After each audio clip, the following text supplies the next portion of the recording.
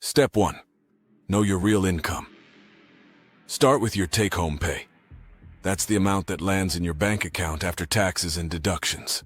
That's the number you'll build your budget around. Step 2.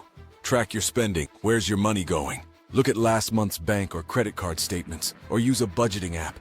List everything: rent, groceries, Netflix, gas, Amazon impulse buys. Don't leave anything out. You need a full picture to take control. Step 3. Separate your expenses. Split your spending into 2 buckets. Fixed. These stay the same, like rent, car payments, insurance. Variable. These change monthly, like food, entertainment, shopping. This helps you see where you can adjust if money gets tight. Step 4. Use the 50-30-20 rule as a starting point.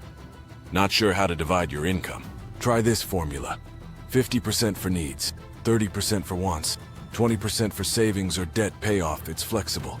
Adjust it as your situation changes. Step 5. Build your budget. Write down your income. Subtract your expenses and assign every dollar a job. If you have money left over, amazing. Put it towards savings or extra debt payments.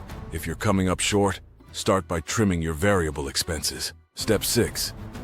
Automate what you can't. Set up auto transfers to your savings schedule. Bill payments ahead of time. The less you rely on willpower, the more likely your budget will stick. Step 7. Review and adjust. Monthly budgets aren't one and done. Check in every month. What worked? What didn't? Did your income or bills change?